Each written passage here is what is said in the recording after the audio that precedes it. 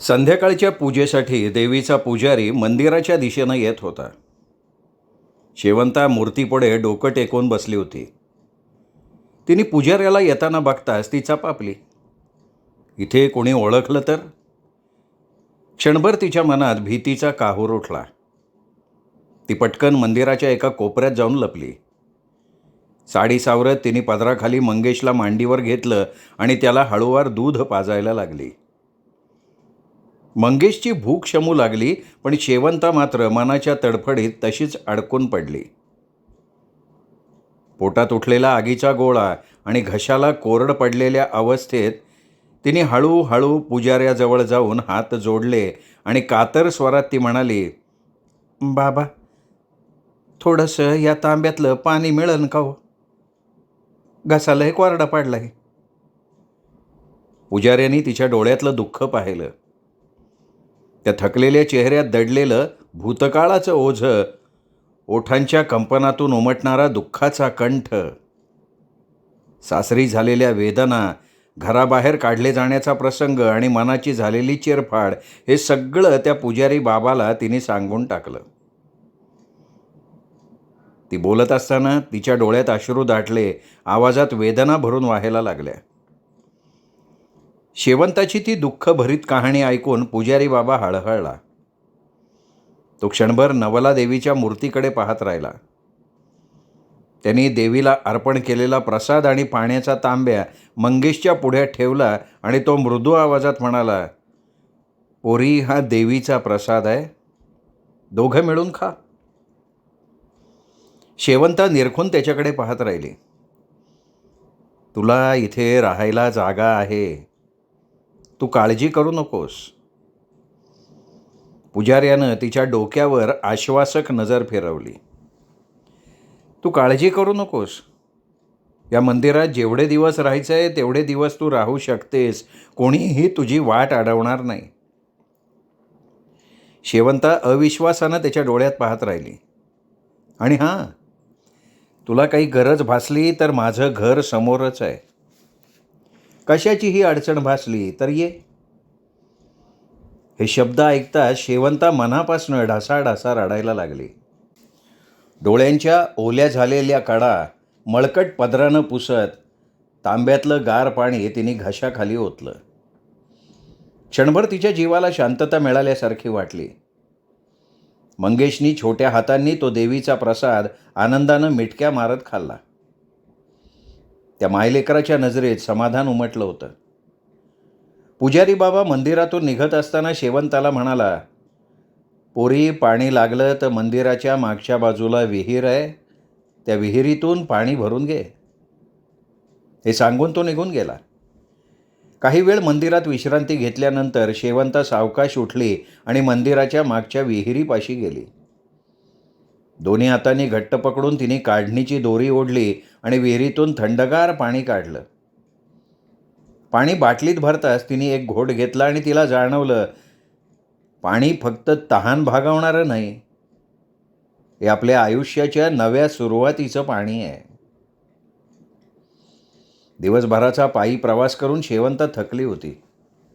थोडा वेळ तिने मंगेशला उराशी कवटाळलं आणि मंदिराच्या एका कोपऱ्यात विसावली. पायातल्या वेदना आणि चालण्यानं आलेला थकवा, त्यामुळे कधी डोळा लागला तिलाही कळलं नाही. तिच्या जीवनाचा एक नवा अध्याय सुरू झाला होता.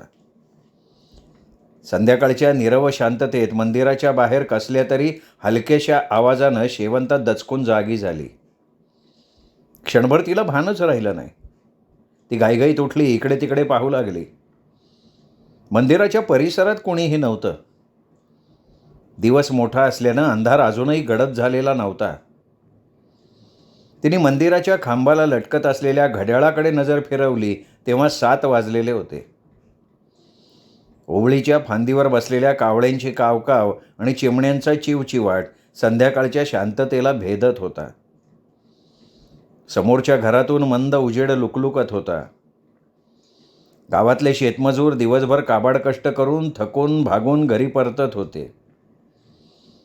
बायका काळोखाच्या सावटात पाण्यासाठी विहिरीकडे निघाल्या होत्या. त्यांच्या कुजबुजीचे स्वर शेवंताच्या कानावर स्पष्ट पडत होते. चुलीवर शिजणाऱ्या जेवणाच्या वासांनी अवघं गाव सुवासिक झालं होतं.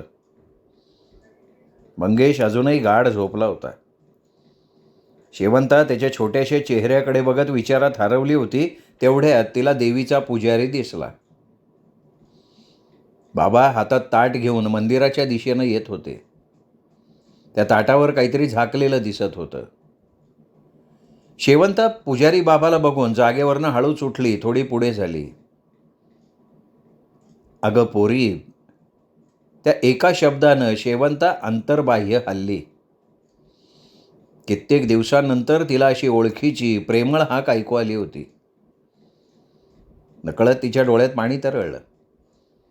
कमरेला खोचलेला पदर सोडून तिने अलगद डोळे पुसले आणि पुजाऱ्याजवळ जाऊन उभी राहिली. पुजाऱ्यानं जेवणाचं ताट तिला दिलं आणि म्हटलं, हे बघ पोरी, काळजी करू नकोस. इथे देवीच्या पायाशी तुला, तुझ्या पोराला आसरा आहे. तू जितके दिवस इथे राहायचं ठरवशील तितके दिवस राहू शकतेस. पोरी, या मंदिरात राहून गावात मिळेल ते काम करून तुझं आयुष्य उभं करण्याचा प्रयत्न कर. त्यांच्या शब्दांनी शेवंताला एक नव्यानं सावरण्याचं बळ मिळालं. कधी नव्हे तो आशेचा किरण तिच्या मनात चमकून गेला. तिने पुजाऱ्याच्या हातातून जेवणाचं ताट घेतलं आणि कृतज्ञतेनं त्यांच्याकडं पाहिलं. रात्र होत आली होती. दिवसभराच्या थकव्यानं तिच्या अंगात जीव नव्हता. तिने मंगेशला अलगद उठवलं, त्याला 4 घास भरवले, उरलेलं जेवण स्वतः घेतलं. मंगेश झोपेच्या अधीन होताच तीही देवीसमोर नम्रपणे झुकली आणि मंदिरातच एका कोपऱ्यात विसावली. गावात काही घरांमध्ये अजूनही दिवे सुरू होते. घराच्या उघड्या खिडक्यांमधून मिणमिणत्या दिव्यांचा पिवळसर उजेड रस्त्यावर ओघळत होता. कुंपणावर चढून रेंगाळणाऱ्या वेलींनी घरांना जणू झुला बांधला होता. समोरच्या एका घराच्या अंगणात चिखलानं माखलेल्या जमिनीवर लहान मुलं नंग्या पायांनी धावाधाव करत मस्तीत खेळत होती. कुणीतरी आंधळी कोशिंबीर म्हणत डोळे झाकले होते. एखादं मूल अंगणातल्या झाडामागे लपून खिदळत होतं. पडवीच्या दारातून एक म्हातारी आजी एका पितळेच्या गळक्या पातेल्यातून करपटलेलं पाणी केळीच्या मुळाशी ओतताना दिसली. तिच्या हातांच्या शिरा उठलेल्या होत्या. बोटं वेळेच्या झाऱ्यातून थकलेली होती, पण त्या हातात अजूनही एक ठाम ठसक होता. वयाच्या भारानं तिच्या अंगावरच्या साडीचा पदर भिजून गळला होता. चालताना मात्र ती कोणत्याही तरुणाला लाजवेल अशा चपळाईनं वावरत होती. तिच्या पाठीमागून कुत्र्याचं पिल्लू शेपूट हलवत तिच्याबरोबर चालत होतं. दूर कुठेतरी रेडिओवरून हळुवारसं भावगीत ऐकू येत होतं, कधी काळी पाहिलेस स्वप्न माझे. त्या सुरांनी संध्याकाळ अजूनच भिजून निघाली होती. तुळशी वृंदावनात दिवा लागला होता. फुलांनी भरलेली माती आणि तेलाचा मंद वास हवेत पसरला होता. गाव आता झोपेच्या कुशीत शिरायच्या तयारीत होता. अजूनही त्या संथ झपक्यांमध्ये माणसं, आवाज आणि आठवणी जिवंत होत्या. रात्रीचा चंद्र डोक्यावर आला होता. काजवे आकाशात लुकलुकताना दिसत होते. त्याच्या मंद प्रकाशात गावाची माती चांदीसारखी चमकत होती. एखाद्या घराच्या परसात आंघोळीला ठेवलेली पितळी कळशी चंद्रप्रकाशात झळकत होती. कुठेतरी एखादी गाय गुडुप्प डोळे मिटून रवंथ करत होती. झाडावर एखादं पांढरट घुबड आपल्या तिरक्या डोळ्यांनी आकाशात डोळे लावून बसलं होतं. एका घराच्या ओसरीवर म्हाताऱ्या आजीनं अंग झाकत कापूस गच्च भरलेली उशी डोक्याखाली ठेवली. तिच्या शेजारी पोत्यावर झोपलेलं नातवंड अजूनही अंगात ऊब शोधत होतं. थांब ग, तुझं झोपायचं अंग अजून गावात मुरायचंय, असं काहीसं तिच्या चेहऱ्यावरच्या प्रेमळ हास्यातनं उमटत होतं. दूर डोंगरकाठावरून वाऱ्याच्या झुळकीनं आंबा, फणस, नारळाची झाडं हलकेच कुजबुजली. त्या सरीनं गावातल्या एखाद्या बंद खिडकीतून एखादं कापड हलवलं. त्या कापडामागे असलेल्या माणसाच्या स्वप्नात बालपण डोकावलं. रात्र हळूहळू खोल होत चालली होती. कुत्रे भुंकणं विसरून गेली होती. शेवटचा एखादा रातकिडा किरकिर करत होता. आता गावात फक्त श्वासांची चाहूल होती. भिंतीच्या आतल्या आठवणी, झोपेतल्या पावलांचं सावट आणि पाखरांनी विसवलेल्या झाडांच्या फांद्यावर उरलेली दिवसाची थोडीशी ऊब. गाव झोपलं होतं. शेवंताचं मन काहीतरी शोधत, काहीतरी आठवत, भूतकाळाच्या अंगणात फेर धरून अजून जागं होतं. मंगेश जरी गाढ झोपला असला तरी शेवंता मात्र झोपू शकत नव्हती. मंदिराच्या बाहेरच्या झाडीतून रातकिड्यांचा आवाज येत होता. गावाच्या बाहेर मोकळ्या जागेत कुत्री भुंकत होती. दूरवरून कोल्ह्यांचे आघोरे आवाज ऐकू येत होते. ती हळूच उठून बसली. भीतीने तिच्या अंगावर काटा आला. एखादं जनावर मंदिराच्या आवारात आलं तर? या विचारानेच तिला झणझणीत शिरशिरी आली. ती सावध झाली. हळूवार मंगेशला कुशीत कवटाळून बसली. रात्रीचं आभाळ जणू काळ्या शाईनं भरून गेलं होतं. नवलादेवीच्या मंदिरावर निसर्गानंच एक भेसूर छाया टाकली होती. भुकेच्या तीव्र आकांतानं भरलेली, अज्ञात शिकार शोधत असलेली हिंस्त्र, पोटं कुरतडणारी जंगली कुत्र्यांची टोळी भेसूर भुंकायला लागली होती. त्यात कुठून तरी कोल्ह्यांचा घशातून फुटलेला, कडवट आणि लांबलेला आवाज मिसळत होता. त्या आवाजाच्या लहरींनी मंदिराच्या दगडी भिंती थरथरून उठत होत्या. जणू काळोखानीच त्या आवाजाला आकार दिलेला होता. शेवंता थरथरत गाभाऱ्याच्या एका कोपऱ्यात गुंडाळून बसली होती. तिच्या डोळ्यावर भीतीचं जाळं पसरलं होतं. अंगावर रोमांच उभे राहिले होते. हात थरथरत होते. ओठ कोरडे पडले होते. तिची नजर मंदिरात इकडून तिकडे फिरत होती. जणू प्रत्येक सावलीत लपलेलं भय तिच्याकडे झेपावणार होतं. अचानक अंधाराला चिरत 2 मांजरं आत धावत आली. त्यांच्या डोळ्यांमध्ये जळत्या कोळशासारखा निखारा पेटलेला होता. त्यांचा झोबाड, कान फाडून टाकणारा असह्य स्वर मंदिरात घुमू लागला. त्यांच्या नखांनी फरशी खरवडल्याचा आवाज जणू मृतात्मांचे पंजे घासत असल्याचा भास निर्माण करत होता. त्या क्षणी मंदिरातला प्रत्येक दगड, प्रत्येक सावली भयानं जिवंत झाली. शेवंतेच्या छातीचा ठोका इतका वाढला की जणू तोच आवाज बाहेर ऐकू जाईल अशी तिला भीती वाटली. तिने मंगेशकडे बघितलं. गाढ झोपेत बुडालेल्या त्याच्या चेहऱ्यावर अचानक भीतीची सावली पसरली. तो दचकून उठला आणि क्षणार्धात त्याच्या रडण्यानं संपूर्ण मंदिर थरथरून गेलं. त्या आवाजानं जणू अंधाराने स्वतःला अजून घट्ट आवळून घेतलं. शेवंता त्याच्याजवळ झेपावली. तिच्या हातात ताकद उरली नव्हती. ती स्वतःही थरथरत होती. तिच्या डोळ्यात भीती, असहाय्यता आणि मृत्यूच्या छायेने वस्ती केलेली होती. मांजरांचा झोबाड आता उग्र झालं. त्यांच्या आवाजात एक जंगली उन्माद मिसळलेला होता. त्यांच्या अंगावरचे केस ताड झाले होते. जणू त्या फक्त मांजरं नसून अंधारातून जन्मलेली कुठली तरी भुताटकी, रक्तपिपासू प्राणी मंदिरात शिरलेले होते. त्यांचा आवाज छातीत बोचणारा, डोक्यात भिरकावणारा होता. गाभाऱ्याच्या वरच्या खाचखळग्यातून त्यांचा प्रतिध्वनी उफाळून पुन्हा त्यांच्या आवाजाला वेड लावत होता. शेवंता त्या क्षणी स्थिर राहण्याचा प्रयत्न करत होती, पण तिच्या मनातला दाह वाढत गेला. तिला वाटायला लागलं आता ही सावली तिच्यावर झेपावेल. आता तिचा श्वास अडेल. मंदिराचा अंधार जिवंत झाला. त्याची नखं वाढली आणि त्यांनी जणू तिच्या भीतीवर थरथरत्या पंजांनी हल्ला केला. हवा जड झाली होती. निसर्ग थिजल्यासारखा झाला होता. वेळ थांबलेली होती. फक्त त्या मांजरांचा आवाज, मंगेशच्या रडण्याचा आकांत आणि शेवंताच्या आतल्या भयाचा थरकाप याचा भेसूर संगम घडलेला होता. त्या क्षणी मंदिर जणू एका अज्ञात शक्तीच्या अधीन झालेलं होतं. त्या अंधारानं शेवंताच्या आत्म्याला गिळून टाकायचा प्रयत्न सुरू केला होता. मांजरांचं झोबाड मंदिराच्या प्रत्येक भेगेत शिरत होतं. त्यांच्या डोळ्यातून जळत्या निखाऱ्यांसारखा प्रकाश झळकत होता. त्यांच्या नखांनी दगडी फरशी कुरडताना निर्माण होणारा खरवडण्याचा आवाज जणू मृत्यूच्या पावलांचा इशाराच देत होता.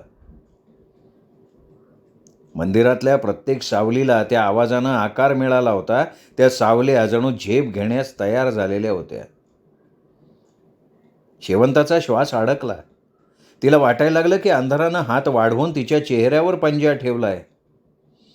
तिच्या डोळ्यांसमोर चमकणारे निखारे, थरथरणारं शरीर आणि मंगेशच्या रडण्याचा आकांत सगळं एका वेळी तिच्या मेंदूत कोसळलं. तिने डोळे घट्ट मिटून घेतले. आवाज थांबत नव्हता. तो जणू तिच्या छातीच्या आत घुसून हृदयावर नखं रोवत होता. तिने डोळे उघडून बघितलं तर काय, मंदिराच्या गाभाराच्या अंधारातून अजून 2 सावल्या सरकत बाहेर येताना तिला दिसल्या. त्या क्षणी तिच्या अंगावरचा थरकाप इतका वाढला की ती स्वतःवर नियंत्रणच ठेवू शकली नाही. तिच्या हातातून मंगेश सटकला आणि ती अर्धवट किंचाळली. तिच्या आवाजानं मंदिरातल्या प्रतिध्वनींना आणखीन वेड लावलं. पण त्याच वेळी मंदिराच्या दाराजवळून मंद वाऱ्यासारखा एक गार झोत आत आला. जणू निसर्गानंच तिच्या भयाला थोपवण्यासाठी श्वास रोखून घेतला होता. त्या झोताबरोबर गाभाऱ्याच्या कोपऱ्यातनं एक मंद पण स्थिर प्रकाश उमटायला लागला.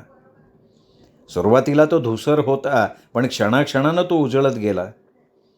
त्या प्रकाशात दगडांचा थरकाप शांत व्हायला लागला, सावल्या मागे सरकायला लागल्या आणि मांजरांचे जळते डोळे हळूहळू मंदावायला लागले. कुणीतरी अदृश्य शक्तीनं मंदिराला वेढलंय हे शेवंताला जाणवलं. त्या प्रकाशात जणू नवला देवीचं अस्तित्व भरून राहिलं होतं. जड अंधार वितळायला लागला. मांजरांचं झोबाड थांबलं. त्यांच्या आकांताला उत्तर न मिळाल्यानं ते हळूहळू मागे सरकायला लागलं. काही क्षणात त्या सावल्या अंधारात लुप्त झाल्या. मंगेशच्या रडण्याचा आकांत हळूहळू थांबायला लागला. शेवंता त्याला कवटाळून बसली. तिच्या डोळ्यात अश्रू होते, पण त्यात हळूहळू दिलासा मिसळला. मंदिरातली हवा पुन्हा हलकी झाली. निसर्गाचा श्वास परत चालू झाला. शेवंतानं मंद प्रकाशाकडे बघितलं. तिच्या मनातल्या भीतीची लाट अजून ओसरली नव्हती, पण त्या उजेडानं तिच्या आत्म्याला आधार दिलेला होता. तिला जाणवलं, अंधार कितीही घनदाट असला तरी श्रद्धेचा उजेड त्याला दूर करू शकतो. ती शांतपणे मंगेशला जवळ घेऊन बसली. बाहेरच्या कुत्र्यांचे आवाज आता दूर गेले होते. खोल्यांचा गडद निनाद थांबला होता. मंदिरावर एक नवा पहाटेचा क्षण उगवत होता.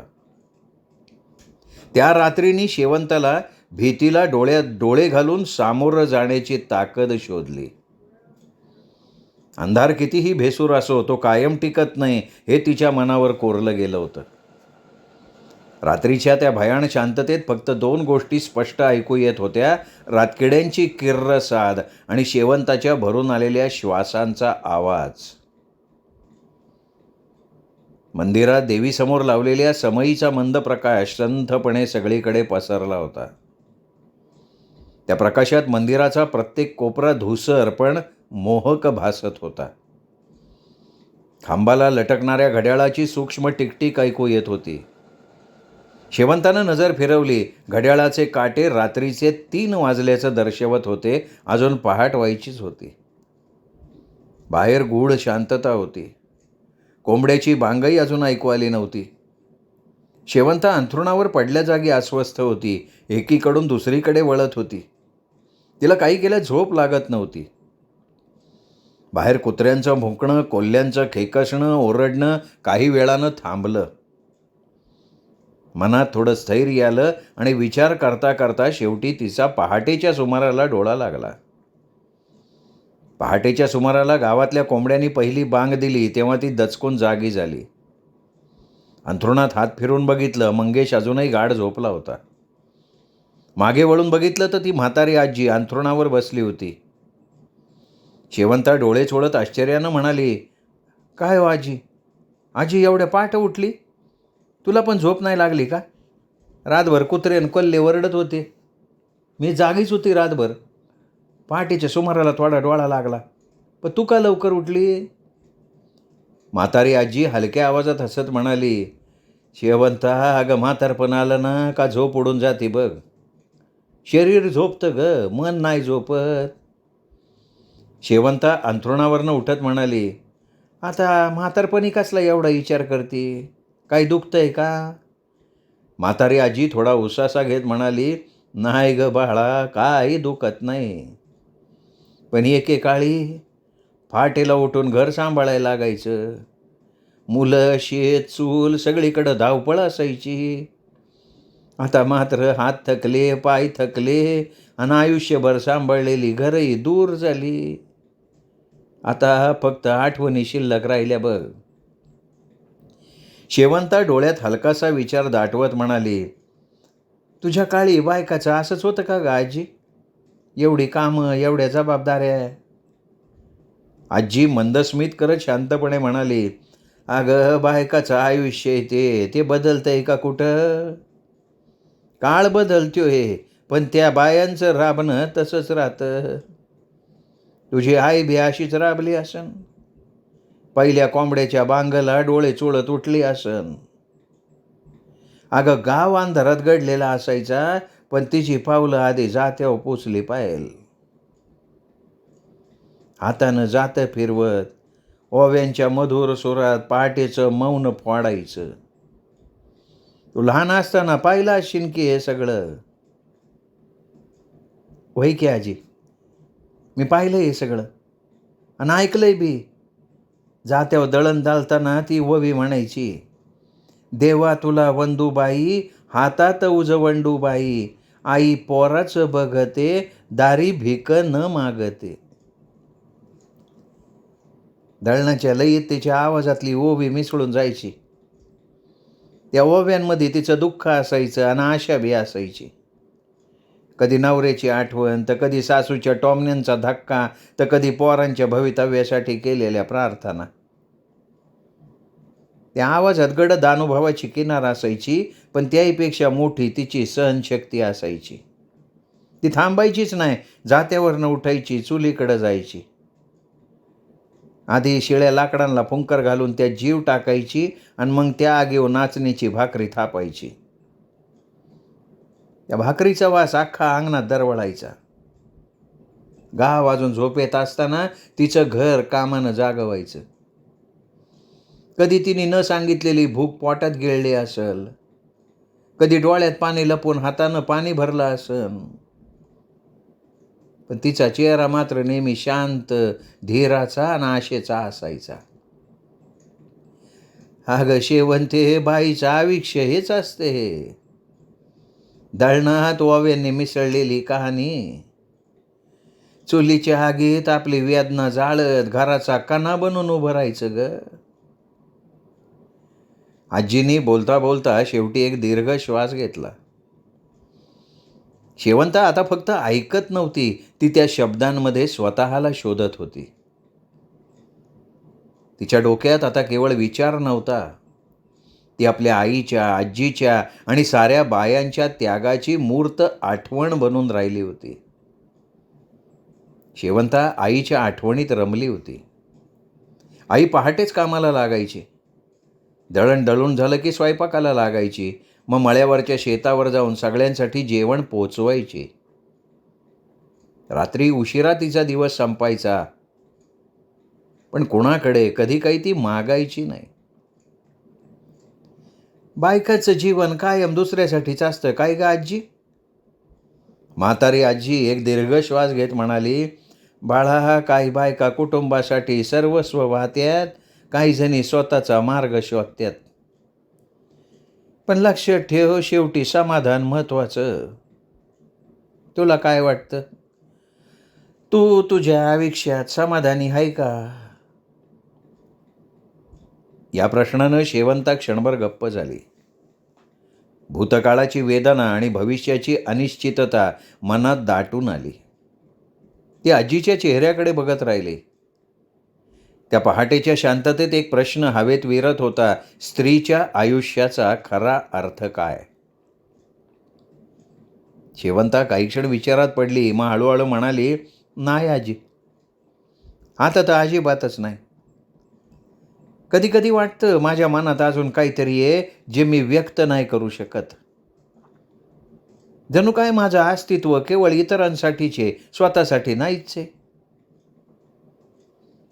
म्हातारीने तिच्या शब्दांकडे शांतपणे लक्ष दिलं. मग ती हळूवार स्वरात म्हणाली, ते शोधायचं की ग बाळा तुला. शेवंत, अगं स्वतःच्या आतमध्ये डोकं. सुख फक्त चूल मांडण्यात नाही का नुसत्या जबाबदाऱ्या उचलण्यात बी नाही. मनाचं समाधान लय महत्वाचं आहे. ते तुझ्या आणि माझ्या वाट्याला आलं नाही, पण तू तरी स्वतःसाठी काहीतरी कर. शेवंता त्या शब्दांमध्ये गुंतून गेली. तिच्या मनात अनेक विचार सैरावैरा पाळायला लागले. खरंच आजी, आजी तुमचं म्हणणं अगदी खरं आहे. पुढं आयुष्यात काय वाढून ठेवलं हे फक्त देव जाणतो.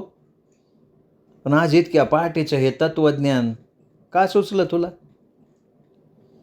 म्हातारी आजी गंभीर होत म्हणाली, अगं कारण येळ निघून गेली ना का उरत्यात फक्त आठवणी बघ. म्हणून शेवंता तुला सांगावंसं वाटलं की तू त्या वेळेआधी स्वतःसाठी काहीतरी करावं. शेवंता काही क्षण स्तब्ध झाली. तिच्या मनात खोलवर काहीतरी हल्ल्यासारखं वाटलं. बाहेर कोंबड्याची बांग पुन्हा कानावर आली. पहाटेचा मंद वारा सुटला होता. साधारण 5-5:30 वाजले असतील. अजूनही थोडासा अंधार दाटून होता, पण कावळ्यांचा, चिमण्यांचा चिवचिवाट ऐकू यायला लागला होता. ती उठली. पुजारी बाबा येण्याआधी आंघोळ आटोपून देवीचं दर्शन घ्यायचं होतं. ती विहिरीकडे निघाली. तिथून पाणी काढणीनं घेतलं. 4 तांब्यांनी आंघोळ केली. अंगावर रोमांच उठले. नवा दिवस उगवत होता. ओले केस मागे सारून लुगड्याचा पदर नीट घेत ती मंदिराजवळच्या प्राजक्ताच्या झाडाकडे गेली. झाडाखाली टपोऱ्या शुभ्र प्राजक्ताच्या फुलांचा सडा पडलेला होता. त्या फुलांवरचे दवबिंदू उन्हाच्या पहिल्या किरणात मोत्यासारखे चमकत होते. पहाटेच्या त्या गारव्यात एक नवीन आशा दाटून आली होती. जणू काही नव्या आयुष्याची तिला चाहूलच लागलेली होती. श्रोते हो, शरद नवाळे लिखित शेवंता या कादंबरीचा हा आजचा भाग इथेच संपला. पुढचा भाग ऐकण्यासाठी उद्या भेटूयात साहित्य पंढरी या कथाकथन चॅनलवर. पण श्रोते हो, अजूनपर्यंत जर तुम्ही चॅनल सबस्क्राईब केलं नसेल तर एकच विनंती करतो, कृपया चॅनल सबस्क्राईब करा. भेटूयात उद्या. नमस्कार.